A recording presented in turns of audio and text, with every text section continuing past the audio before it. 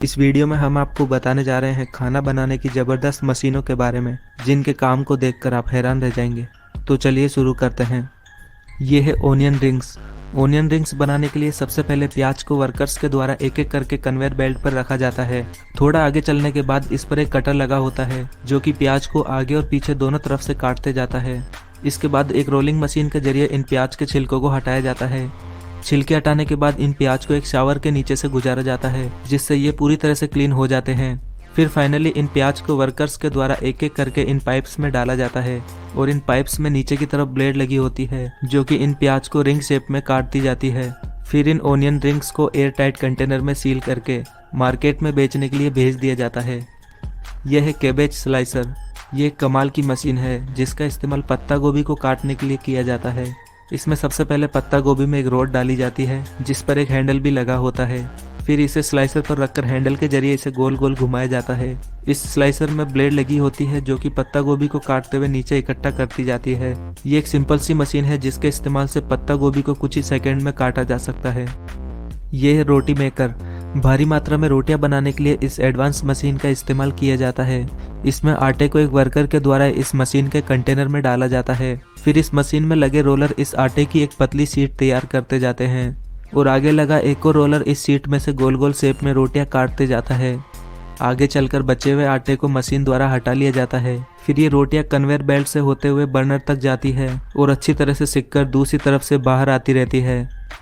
ये है egg breaker. ये मशीन एग वाइट और एग योक को सेपरेट करने का काम करती है। इसमें सबसे पहले एग्स को इस मशीन के कंटेनर पर रखा जाता है। यहाँ से ये मशीन इन एग्स को एक एक करके ब्रेक करती जाती है और इनके छिलकों को एक अलग कंटेनर में जमा करती जाती है। फिर आप देख सकते हैं कि कैसे ये मशीन एग वाइट और एग योक को काफ़ी स्मार्ट तरीके से अलग करती जाती है। इन सेपरेट किए गए एग वाइट और एग योक का इस्तेमाल अलग अलग एग प्रोडक्ट बनाने के लिए किया जाता है।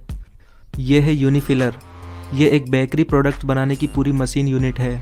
इनकी मदद से कई तरह के केक्स भी बनाए जाते हैं और उन्हें डेकोरेट भी किया जाता है। केक्स बनाने से लेकर उनके डेकोरेशन तक का पूरा काम इन एडवांस मशीनों द्वारा ही किया जाता है।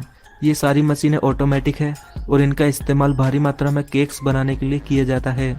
ये मशीनें इतनी कमाल की है कि बस इनको काम करते हुए देखने का ही मन करता है। ये है cone ice cream making. Cone ice cream बनाने के लिए सबसे पहले एक वर्कर द्वारा कन्वेयर बेल्ट पर पहले से बने बनाए कोन्स रखे जाते हैं।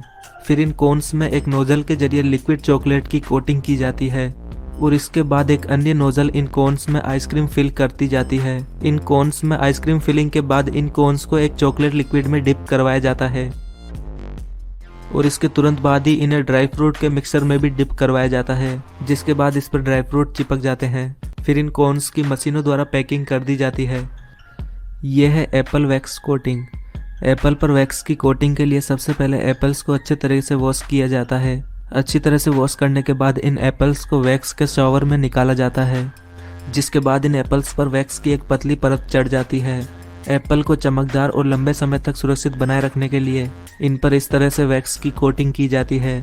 आपको बता दें कि ये वैक्स इंसानों के स्वास्थ्य के लिए बिल्कुल भी हानिकारक नहीं है। यह है ट्रिप ट्विस्टर। ये एक मीट प्रोसेसिंग मशीन है, जिसका इस्तेमाल मीट के बड़े बड़े टुकड़ों को छोटे छोटे पीसेस में कन्वर्ट करने के लिए किया जाता है। इस मशीन में मीट के बड़े बड़े पीस को डालकर एक हाइड्रोलिक आर्म के जरिए बाहर की तरफ पुश किया जाता है और आगे की तरफ डिफरेंट टाइप की ब्लेड्स के फ्रेम लगाकर मीट को डिफरेंट शेप और साइज में काटा जाता है। मीट के अलावा इस मशीन का इस्तेमाल चीज़ के भी छोटे छोटे टुकड़े करने के लिए किया जाता है। दोस्तों, आप इन मशीनों के बारे में क्या सोचते हैं और आपको इनमें से कौन सी मशीन ज़्यादा इंटरेस्टिंग लगी? अपने विचार हमें कमेंट बॉक्स में ज़रूर बताएं और वीडियो पसंद आई है तो प्लीज़ इसे लाइक और शेयर करना न भूलें।